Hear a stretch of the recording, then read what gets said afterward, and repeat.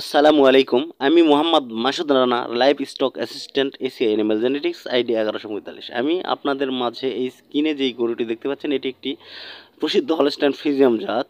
আপনারা যেটি বর্তমানে স্ক্রিনে দেখতে পাচ্ছেন বা পৃথিবীতে যে সকল গরু দুধ উৎপাদন করে তার ভিতর সবচেয়ে বেশি দুধ উৎপাদনক্ষম একটি গাভী হচ্ছে হলস্টাইন ফ্রিজিয়াম। আপনারা অনেকে বলেন হলস্টাইন ফ্রিজিয়াম গরু দেখতে কেমন হয়। আপনারা স্ক্রিনে দেখতে পাচ্ছেন এটি একটি আদর্শ হলস্টাইন ফ্রিজিয়াম এবং দুধ উৎপাদনের ক্ষেত্রে এর ভূমিকা বাংলাদেশ তথা পৃথিবীতে অন্যতম। তবে আপনারা যারা দুধ উৎপাদনের জন্য গাভী কিনতে চান তারা অবশ্যই হলস্টাইন ফ্রিজিয়ান গাভী কিনবেন।